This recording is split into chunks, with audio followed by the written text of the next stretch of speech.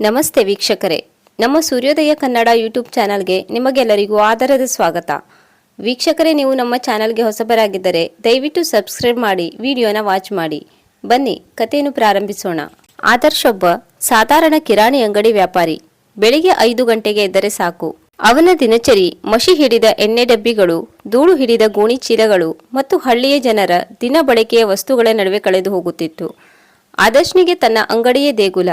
ಅಂಗಡಿಯ ಮುಂದೆ ನೇತು ಹಾಕಿದ ಸಣ್ಣ ಸಣ್ಣ ಸಾಬೂನಿನ ಪ್ಯಾಕೆಟ್ಗಳು, ಬಣ್ಣದ ಮಿಠಾಯಿ ಡಬ್ಬಿಗಳು ಅವನ ಬದುಕಿನ ಬಣ್ಣಗಳಾಗಿದ್ದವು. ತನ್ನ ತಾಯಿ ಪಾರ್ವತಮ್ಮ ಮತ್ತು ತಂಗಿ ಕಾವ್ಯಾಳ ಜವಾಬ್ದಾರಿ ಅವನ ಹೆಗಲ ಮೇಲಿತ್ತು. ತಂದೆ ಇಲ್ಲದ ಆ ಮನೆಯನ್ನು ತನ್ನ ಬೆವರಿನ ಹನಿಗಳೆಂದಲೇ ಕಟ್ಟಿದ್ದನು ಆದರ್ಶ್.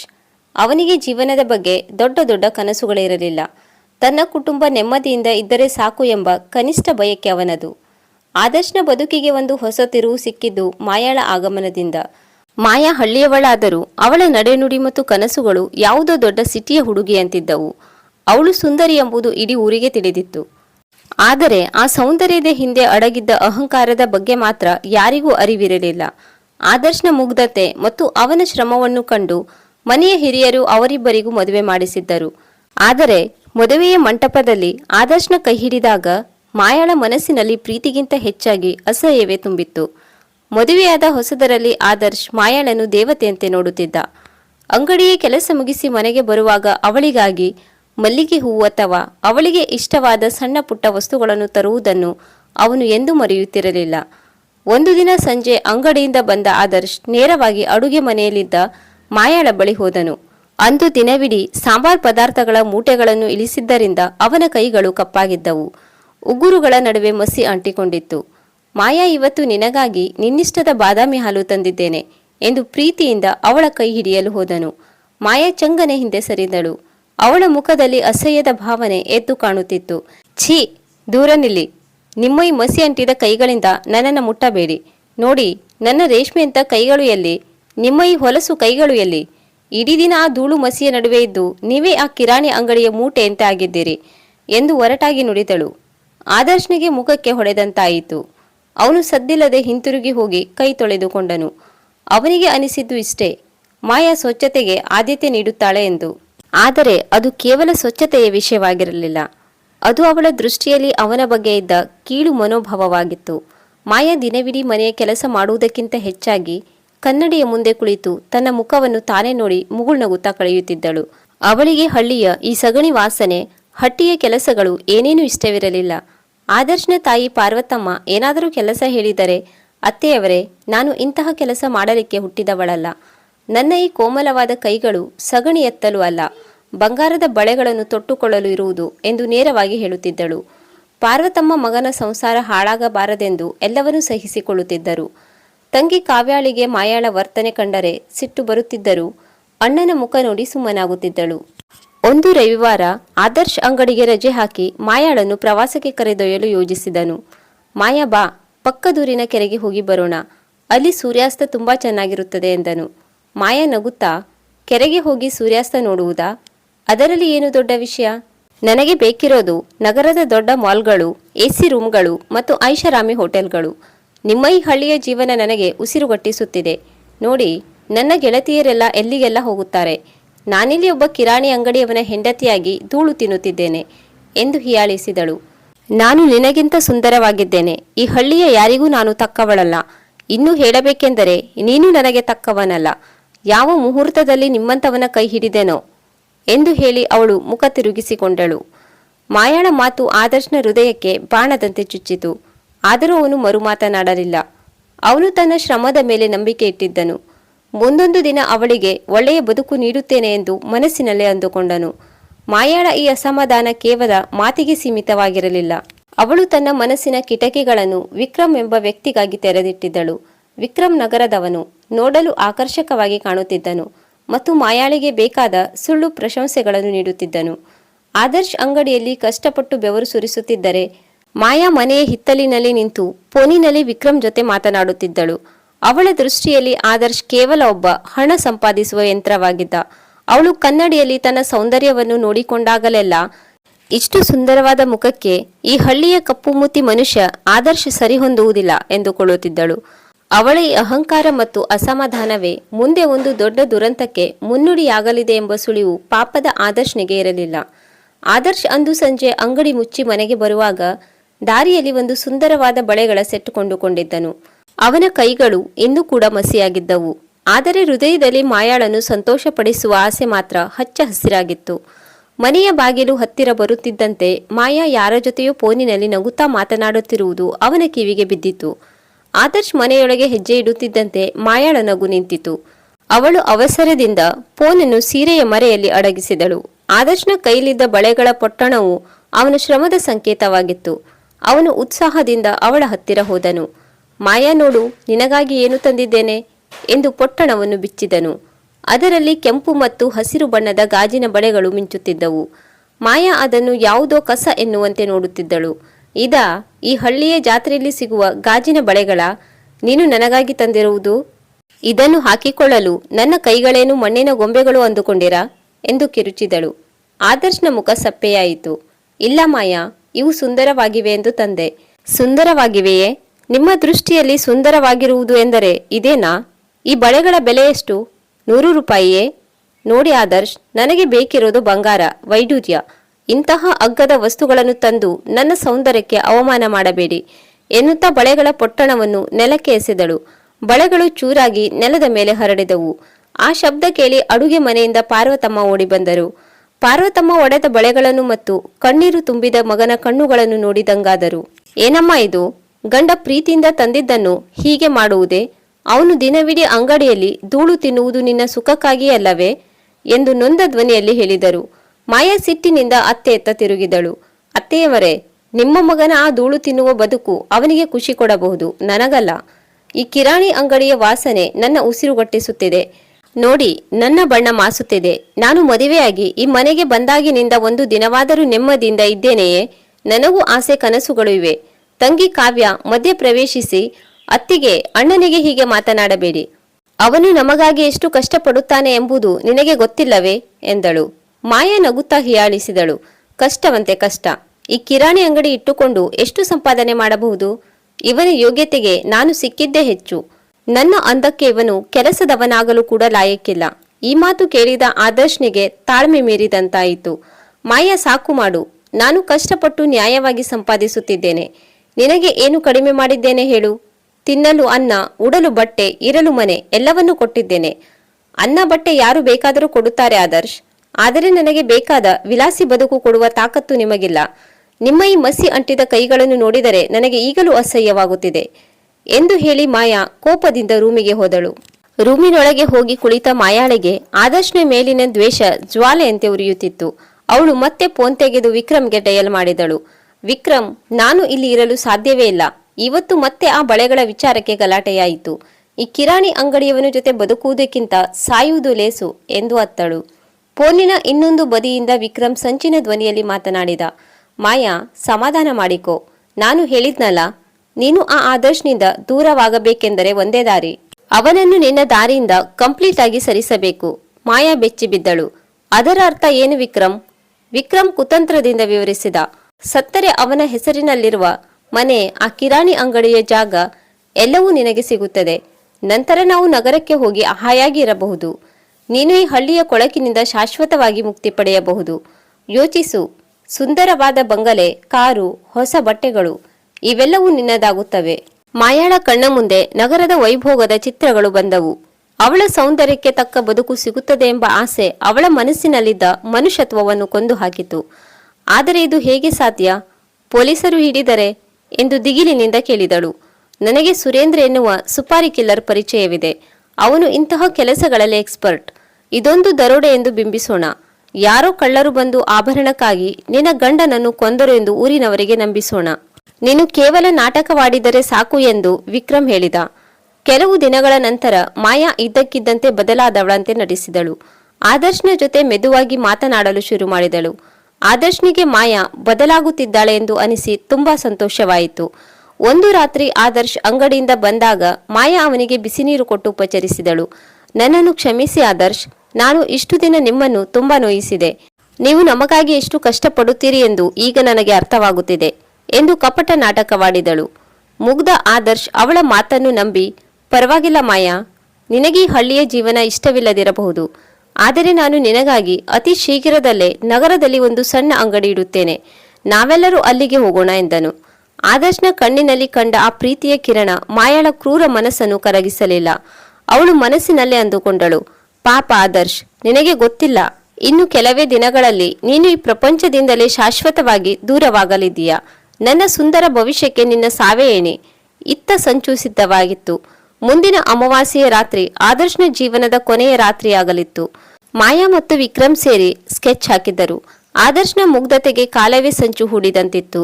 ಹಳ್ಳಿಯಲ್ಲಿ ಅಂದು ಗಾಳಿ ಕೂಡ ಮೌನವಾಗಿತ್ತು. ಅಮಾವಾಸ್ಯೆಯ ಕತ್ತಲು ಇಡೀ ಊರನ್ನು ಆವರಿಸಿತ್ತು. ಆದರ್ಶ್ನ ಮನೆಯಲ್ಲಿ ಎಲ್ಲರೂ ಊಟ ಮುಗಿಸಿ ಮಲಗಲು ಸಿದ್ಧರಾಗುತ್ತಿದ್ದರು. ಮಾಯಾಳ ಮುಖದಲ್ಲಿ ಇಂದು ವಿಚಿತ್ರವಾದ ಸಂಯಮವಿತ್ತು. ಅವಳು ಅಡುಗೆ ಮನೆಯಲ್ಲಿ ಕೆಲಸ ಮಾಡುತ್ತಿದ್ದ ಪಾರ್ವತಮ್ಮನ ಬಳಿ ಹೋಗಿ, ಅತ್ತೆಯವರೇ, ಇವತ್ತು ನೀವು ಬೇಗ ಮಲಗಿ, ನಾನು ಎಲ್ಲವನ್ನೂ ಅಚ್ಚುಕಟ್ಟಾಗಿ ಇರಿಸಿ ಬರುತ್ತೇನೆ ಎಂದಳು. ಪಾರ್ವತಮ್ಮ ಮಗನ ಸಂಸಾರದಲ್ಲಿ ಸುಧಾರಣೆ ಕಾಣುತ್ತಿದೆ ಎಂದು ಭಾವಿಸಿ ನೆಮ್ಮದಿಯಿಂದ ಮಲಗಲು ಹೋದರು. ಆದರ್ಶ್ ತನ್ನ ರೂಮಿನಲ್ಲಿ ಮಲಗಿದ್ದನು. ಅಂದು ಅಂಗಡಿಯಲ್ಲಿ ಹೆಚ್ಚು ಕೆಲಸವಿದ್ದುದರಿಂದ ಅವನು ಗಾಢ ನಿದ್ರೆಯಲ್ಲಿದ್ದನು. ಸಮಯ ಸುಮಾರು ರಾತ್ರಿ 1 ಗಂಟೆ. ಮಾಯಾ ತನ್ನ ಫೋನಿನ ಸ್ಕ್ರೀನ್ ಲೈಟ್ ಕಡಿಮೆ ಮಾಡಿ ಕಿಟಕಿಯ ಹತ್ತಿರ ನಿಂತಿದ್ದಳು. ಹತ್ತಿರದಲ್ಲೇ ಇದ್ದ ಕಿರಾಣಿ ಅಂಗಡಿಯ ಪಕ್ಕದ ಗಲ್ಲಿಯಿಂದ ಟಾರ್ಚ್ ಬೆಳಕು 3 ಬಾರಿ ಹೊಳೆಯಿತು. ಅದು ವಿಕ್ರಮ್ ನೀಡಿದ ಸಂಕೇತವಾಗಿತ್ತು. ಮಾಯಾ ನಡುಗುವ ಕೈಗಳಿಂದಲೇ ಹಿಂಬಾಗಿಲ ಚಿಲಕವನ್ನು ಸದ್ದಿಲ್ಲದೆ ತೆಗೆದಳು. ಕತ್ತಲೆಯಲ್ಲಿ 2 ವ್ಯಕ್ತಿಗಳು ಒಳಬಂದರು. ಒಬ್ಬ ವಿಕ್ರಮ್, ಇನ್ನೊಬ್ಬ ಮುಖಕ್ಕೆ ಬಟ್ಟೆ ಕಟ್ಟಿಕೊಂಡಿದ್ದ ಬಾಡಿಗೆ ಹಂತಕ ಸುರೇಂದ್ರ. ಸುರೇಂದ್ರನ ಕೈಯಲ್ಲಿದ್ದ ಕಬ್ಬಿಣದ ಸಲಾಕೆಯನ್ನು ನೋಡಿ ಮಾಯಾ ಒಂದು ಕ್ಷಣ ಬೆಚ್ಚಿ ಬಿದ್ದಳು. ವಿಕ್ರಮ್ ಅವಳ ಹೆಗಲ ಮೇಲೆ ಕೈಯಿಟ್ಟು ಪಿಸುಗುಟ್ಟಿದ. ಭಯಪಡಬೇಡ ಮಾಯಾ, ಇನ್ನು ಕೆಲವೇ ನಿಮಿಷಗಳಲ್ಲಿ ನಿನ್ನ ಎಲ್ಲಾ ಸಂಕಷ್ಟಗಳು ದೂರವಾಗುತ್ತವೆ. ಅವನು ಎಲ್ಲಿದ್ದಾನೆ? ಮಾಯಾ ಬೆರಳಿನಿಂದ ಆದರ್ಶ್ ಮಲಗಿದ್ದ ರೂಮನ್ನು ತೋರಿಸಿದಳು. ಅವಳ ಕಣ್ಣ ಮುಂದೆ ಆದರ್ಶ್ನ ಪ್ರೀತಿಯ ಮಾತುಗಳು ಒಂದು ಕ್ಷಣ ಬಂದು ಹೋದವು. ಆದರೆ ಪಟ್ಟಣದ ಜೀವನದ ವ್ಯಾಮೋಹ ಆ ನೆನಪುಗಳನ್ನು ಸುಟ್ಟು ಹಾಕಿತು. ಬೇಗ ಮುಗಿಸಿ, ಅತ್ತೆ ಮತ್ತು ಕಾವ್ಯ ಎಚ್ಚರವಾಗುವ ಮುನ್ನ ಎಲ್ಲಿಂದ ಹೊರಹೋಗಬೇಕು ಎಂದು ಅವಳು ಹೆದರುತ್ತಲೇ ಹೇಳಿದಳು. 3 ಆದರ್ಶ್ನ ರೂಮಿಗೆ ಹೋದರು. ಆದರ್ಶ್ ಗಾಢ ನಿದ್ರೆಯಲ್ಲಿದ್ದನು. ಸುರೇಂದ್ರ ಆದರ್ಶ್ನ ಹತ್ತಿರ ಹೋಗಿ ಸಲಾಕೆಯನ್ನು ಮೇಲೆತ್ತಿದನು. ವಿಕ್ರಮ್ ಮಾಯಾಳನ್ನು ಹಿಂದಕ್ಕೆ ಕರೆದೊಯ್ದು, ನೋಡಬೇಡ, ಹೊರಗೆ ಹೋಗಿ ನಿಲ್ಲು ಮಾಯಾ ಎಂದನು. ಆದರ್ಶ್ನ ತಲೆಗೆ ಬಲವಾದ ಪೆಟ್ಟು ಬಿತ್ತು. ನಿದ್ರೆಯಲ್ಲಿದ್ದ ಆದರ್ಶ್ನಿಗೆ ಏನಾಯಿತು ಎಂದು ತಿಳಿಯುವ ಮೊದಲೇ ಅವನ ಪ್ರಾಣ ಪಕ್ಷಿ ಹಾರಲು ಶುರುವಾಗಿತ್ತು. ಅವನು ಒಮ್ಮೆಯೂ ಕಿರುಚಲಿಲ್ಲ. ಅವನ ಆ ಮುಗ್ಧ ಕಣ್ಣುಗಳು ಅರ್ಧ ತೆರೆದ ಸ್ಥಿತಿಯಲ್ಲೇ ಸ್ಥಿರವಾದವು.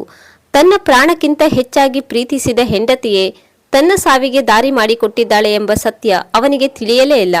ಕೆಲಸ ಮುಗಿಸಿದ ಸುರೇಂದ್ರ ಹೊರಬಂದು, ಕೆಲಸ ಮುಗಿಯಿತು, ಈಗ ಮುಂದಿನ ನಾಟಕ ಶುರು ಮಾಡೋಣ ಎಂದನು. ವಿಕ್ರಮ್ ಮತ್ತು ಸುರೇಂದ್ರ ಸೇರಿ ಮನೆಯಲ್ಲಿದ್ದ ಅಲ್ಮೇರಾವನ್ನು ಒಡೆದರು. ಬಟ್ಟೆಗಳನ್ನು ನೆಲಕ್ಕೆ ಚೆಲ್ಲಾಪಿಲ್ಲಿ ಮಾಡಿದರು. ಮಾಯಾ ತನ್ನ ಕೈಯಲ್ಲಿದ್ದ ಬಳೆಗಳನ್ನು ಮತ್ತು ಕತ್ತಿನ ಸರವನ್ನು ತೆಗೆದು ವಿಕ್ರಮ್ ಕೈಗಿಟ್ಟಳು. ಇದು ನಿಮ್ಮ ಬಳಿ ಇರಲಿ. ದರೋಡೆಕೋರರು ಇದನ್ನು ಕಿತ್ತುಕೊಂಡು ಹೋದರು ಎಂದು ನಾನು ಹೇಳುತ್ತೇನೆ ಎಂದಳು. ಎಲ್ಲವೂ ಸಿದ್ಧವಾದ ಮೇಲೆ ವಿಕ್ರಮ್ ಮತ್ತು ಸುರೇಂದ್ರ ಹಿಂಬಾಗಿಲಿನಿಂದ ಪರಾರಿಯಾದರು. ಮಾಯಾ 10 ನಿಮಿಷಗಳ ಕಾಲ ಕತ್ತಲಲ್ಲಿ ಸುಮ್ಮನೆ ಕುಳಿತಳು. ತನ್ನ ಉಸಿರಾಟವನ್ನು ವೇಗಗೊಳಿಸಿಕೊಂಡಳು. ನಂತರ ಅಚಾನಕ್ಕಾಗಿ ಚೀರಾಡಲು ಶುರು ಮಾಡಿದಳು. ಅಯ್ಯೋ, ಯಾರಾದರೂ ಬನ್ನಿ, ದರೋಡೆಕೋರರು ನನ್ನ ಗಂಡನನ್ನು ಕಾಪಾಡಿ, ಅಮ್ಮ, ಕಾವ್ಯ, ಓಡಿ ಬನ್ನಿ. ಮಾಯಾಳ ಕಿರುಚಾಟ ಇಡೀ ಬೀದಿಗೆ ಕೇಳಿಸಿತು. ಪಾರ್ವತಮ್ಮ ಮತ್ತು ಕಾವ್ಯ ಗಾಬರಿಯಿಂದ ಓಡಿ ಬಂದರು. ರೂಮಿನ ದೃಶ್ಯ ಕಂಡು ಪಾರ್ವತಮ್ಮ ಅಲ್ಲೇ ಕುಸಿದು ಬಿದ್ದರು. ರಕ್ತದ ಮಡುವಿನಲ್ಲಿ ಬಿದ್ದಿದ್ದ ಅಣ್ಣನನ್ನು ನೋಡಿ ಕಾವ್ಯ ಕಿರುಚುತ್ತಾ ಅವನ ಹತ್ತಿರ ಹೋದಳು. ಮಾಯಾ ನೆಲದ ಮೇಲೆ ಬಿದ್ದು ಎದೆ ಬಡಿದುಕೊಂಡು ಅಳುತ್ತಾ ನಾಟಕವಾಡುತ್ತಿದ್ದಳು. ಅವರು ಬಂದು ನನ್ನನ್ನು ಕಟ್ಟಿ ಹಾಕಿದರು ಅತ್ತೆಯವರೇ. ಆದರ್ಶ್ ಅವರನ್ನು ತಡೆಯಲು ಹೋದರು. ಆ ಪಾಪಿಗಳು ಬಂಗಾರ ಮತ್ತು ಹಣವನ್ನು ತೆಗೆದುಕೊಂಡು ಹೋದರು. ನನ್ನ ಕುಂಕುಮವನ್ನು ಅಳಿಸಿಬಿಟ್ಟರು ಎಂದು ಮಾಯಾ ಸಾರ್ವಜನಿಕವಾಗಿ ಅಳಲು ಶುರು ಮಾಡಿದಳು. ಸ್ವಲ್ಪ ಸಮಯದಲ್ಲೇ ಊರಿನವರೆಲ್ಲ ಸೇರಿದರು. ಪೊಲೀಸರು ಕೂಡ ಬಂದರು. ಇನ್ಸ್ಪೆಕ್ಟರ್ ರಾಜಪ್ಪ ಘಟನಾ ಸ್ಥಳವನ್ನು ಸೂಕ್ಷ್ಮವಾಗಿ ಗಮನಿಸುತ್ತಿದ್ದರು. ಮನೆಯಲ್ಲಿ ಎಲ್ಲ ವಸ್ತುಗಳು ಚಲ್ಲಾಪಿಲ್ಲಿಯಾಗಿದ್ದವು. ಆದರೆ ಮಾಯಾಳ ಮೈ ಮೇಲೆ ಗಾಯದ ಗುರುತುಗಳೇ ಇರಲಿಲ್ಲ. ರಾಜಪ್ಪ ಮಾಯಾಳನ್ನು ಪ್ರಶ್ನಿಸಿದರು. ಎಷ್ಟು ಜನರಿದ್ದರಮ್ಮ? ನಿನ್ನನ್ನು ಅವರು ಎಲ್ಲಿ ಕಟ್ಟಿ ಹಾಕಿದ್ದರು? ಮಾಯಾ ಬಿಕ್ಕಳಿಸುತ್ತಾ ಹೇಳಿದಳು. 3 ಇದ್ದರು ಸಾರ್. ಮುಖಕ್ಕೆ ಕಪ್ಪು ಬಟ್ಟೆ ಕಟ್ಟಿದ್ದರು. ನನ್ನನ್ನು ಪಕ್ಕದ ರೂಮಿನಲ್ಲಿ ಕಟ್ಟಿ ಹಾಕಿದ್ದರು. ಆದರ್ಶ್ ಅವರ ಕಾಲು ಹಿಡಿದು ಬೇಡಿಕೊಂಡರೂ ಅವರು ಬಿಡಲಿಲ್ಲ. ಇನ್ಸ್ಪೆಕ್ಟರ್ ಮಾಯಾಳ ಕಣ್ಣುಗಳನ್ನು ನೋಡಿದರು. ಆ ಕಣ್ಣುಗಳಲ್ಲಿ ನೈಜ ದುಃಖಕ್ಕಿಂತ ಹೆಚ್ಚಾಗಿ ಯಾವುದೋ ಭಯವಿತ್ತು. ಆದರ್ಶ್ನ ತಲೆಗೆ ಬಿದ್ದ ಪೆಟ್ಟು ಒಂದೇ ಏಟಿನಲ್ಲಿ ಪ್ರಾಣ ತೆಗೆಯುವಂತಿತ್ತು. ಇದು ಕೇವಲ ದರೋಡೆಕೋರರ ಕೆಲಸವಲ್ಲ, ಯಾರೋ ಹತ್ತಿರದವರ ಸಂಚು ಇರಬಹುದು ಎಂಬ ಅನುಮಾನ ಇನ್ಸ್ಪೆಕ್ಟರ್ಗೆ ಬಂತು. ಆ ಕರಾಳ ರಾತ್ರಿ ಆದರ್ಶ್ನ ಪ್ರಾಣ ಪಕ್ಷಿ ಹಾರಿ ಹೋಯಿತು ಎಂದೇ ಮಾಯಾ ಮತ್ತು ಅವಳ ಪ್ರಿಯಕರ ವಿಕ್ರಮ್ ಭಾವಿಸಿದ್ದರು. ರಕ್ತದ ಮಡುವಿನಲ್ಲಿ ಬಿದ್ದಿದ್ದ ಆದರ್ಶ್ನ ದೇಹ ಚಲನೆ ಇಲ್ಲದೇ ಇತ್ತು. ಆದರೆ ಪ್ರಕೃತಿಯ ಲೆಕ್ಕಾಚಾರವೇ ಬೇರೆಯಾಗಿತ್ತು. ಇನ್ಸ್ಪೆಕ್ಟರ್ ರಾಜಪ್ಪ ಆದರ್ಶ್ನ ಹತ್ತಿರ ಹೋಗಿ ಪರೀಕ್ಷಿಸಿದಾಗ ಅವನ ಬೆರಳುಗಳು ಲಘುವಾಗಿ ಅಲುಗಾಡಿದ್ದು ಕಂಡಿತ್ತು. ಇವನು ಬದುಕಿದ್ದಾನೆ, ಬೇಗ ಆಂಬ್ಯುಲೆನ್ಸ್ ಕರೆಯಿರಿ ಎಂದು ರಾಜಪ್ಪ ಕೂಗಿದರು. ಈ ಮಾತು ಕೇಳಿದ ಮಾಯಾಳ ಗುಂಡಿಗೆ ನಡುಗಿತು. ಅವಳ ಮುಖದಲ್ಲಿ ಭಯದ ಛಾಯೆ ಆವರಿಸಿತು. ಆದರೆ ಅದನ್ನು ಹೊರಗೆ ಹಾಕದೆ ದೇವರಿಗೆ ನನ್ನ ಗಂಡ ಬದುಕಿದರೆ ಸಾಕು ಎಂದು ಮತ್ತೆ ಸುಳ್ಳು ಕಣ್ಣೀರು ಸುರಿಸತೊಡಗಿದಳು. ಆದರ್ಶ್ನನ್ನು ನಗರದ ದೊಡ್ಡ ಆಸ್ಪತ್ರೆಗೆ ಸೇರಿಸಲಾಯಿತು. ಅವನ ತಲೆಗೆ ಬಲವಾದ ಪೆಟ್ಟು ಬಿದ್ದಿದ್ದರಿಂದ ಅವನು ಕೋಮಾ ಸ್ಥಿತಿಗೆ ತಲುಪಿದ್ದನು. ಸುಪ್ರಸಿದ್ಧ ನರರೋಗ ತಜ್ಞ ಡಾಕ್ಟರ್ ಕಿರಣ್ ಅವರ ನೇತೃತ್ವದಲ್ಲಿ ಶಸ್ತ್ರಚಿಕಿತ್ಸೆ ನಡೆಯಿತು. ಡಾಕ್ಟರ್ಗಳು ಹಗಲಿರುಳು ಶ್ರಮಿಸಿದರು. ಹೊರಗಡೆ ಮಾಯಾಳಿಗೆ ಉಸಿರು ಬಿಡಲು ಆಗುತ್ತಿರಲಿಲ್ಲ. ವಿಕ್ರಮ್ ಪದೇ ಪದೇ ಫೋನ್ ಮಾಡಿ ಆದರ್ಶ್ನಿಗೆ ಏನಾದರೂ ಪ್ರಜ್ಞೆ ಬಂದರೆ ನಾವಿಬ್ಬರು ಜೈಲಿಗೆ ಹೋಗುವುದು ಗ್ಯಾರಂಟಿ, ಅವನ ಕತೆ ಮುಗಿಯಲೇಬೇಕು ಎಂದು ಬೆದರಿಸುತ್ತಿದ್ದನು. ಮಾಯಾ ಆಸ್ಪತ್ರೆಯಲ್ಲಿದ್ದರೂ ಅವಳ ಗಮನವೆಲ್ಲ ಆದರ್ಶ್ನ ಪ್ರಾಣದ ಮೇಲಿತ್ತೇ ಹೊರತು ಅವನ ಆರೋಗ್ಯದ ಮೇಲಲ್ಲ. ಅವಳು ಮನಸ್ಸಿನಲ್ಲೇ, ದೇವರೇ, ಆದರ್ಶ್ ಉಳಿದರೆ ನನ್ನ ಪ್ರಾಣಕ್ಕೆ ಅಪಾಯ, ದಯವಿಟ್ಟು ನೀನೇ ಒಂದು ದಾರಿ ತೋರಿಸು ಎಂದು ಪ್ರಾರ್ಥಿಸುತ್ತಿದ್ದಳು. ಆದರೆ ಪಾರ್ವತಮ್ಮ ಮತ್ತು ಕಾವ್ಯಾಳ ಕಣ್ಣೀರಿಗೆ ಬೆಲೆ ಸಿಕ್ಕಿತು. 10 ದಿನಗಳ ನಂತರ ಆದರ್ಶ್ ಮೆಲ್ಲಗೆ ಕಣ್ಣು ಬಿಟ್ಟನು. ಆದರೆ ಅವನಿಗೆ ಯಾರೂ ಗುರುತು ಸಿಗುತ್ತಿರಲಿಲ್ಲ. ಅವನಿಗೆ ಹಿಂದಿನ ನೆನಪುಗಳು ಮಸುಕಾಗಿದ್ದವು. ಇತ್ತ ಇನ್ಸ್ಪೆಕ್ಟರ್ ರಾಜಪ್ಪ ಈ ಕೇಸನ್ನು ಕೇವಲ ದರೋಡೆ ಎಂದು ಒಪ್ಪಲು ತಯಾರಿರಲಿಲ್ಲ. ಇನ್ಸ್ಪೆಕ್ಟರ್ ರಾಜಪ್ಪ ಆದರ್ಶ್ನ ಮನೆಯನ್ನು ಸಂಪೂರ್ಣವಾಗಿ ಪರಿಶೀಲಿಸಿದ್ದರು. ಮನೆಯ ಹಿಂದಿನ ಬಾಗಿಲು ಒಡೆದಂತೆ ಇರಲಿಲ್ಲ, ಏಕೆಂದರೆ ಬಾಗಿಲು ಸ್ವಲ್ಪವೂ ಡ್ಯಾಮೇಜ್ ಆಗಿರಲಿಲ್ಲ. ಅಂದರೆ ಮೊದಲೇ ಯಾರೋ ಬಾಗಿಲನ್ನು ತೆರೆದು ದರೋಡೆಕೋರರನ್ನು ಆಹ್ವಾನಿಸಿದಂತಿತ್ತು. ರಾಜಪ್ಪ ಮಾಯಾಳನ್ನು ವಿಚಾರಣೆಗೆ ಕರೆಸಿದರು. ರಾಜಪ್ಪ ಕೇಳಿದರು, ಮಾಯಾ, ಅಂದು ರಾತ್ರಿ ದರೋಡೆಕೋರರು ಬಂದಾಗ ನೀನು ಏನು ಮಾಡುತ್ತಿದ್ದೆ? ಮಾಯಾ ಹೇಳಿದಳು, ಸಾರ್, ನಾನು ಗಾಢ ನಿದ್ರೆಯಲ್ಲಿದ್ದೆ.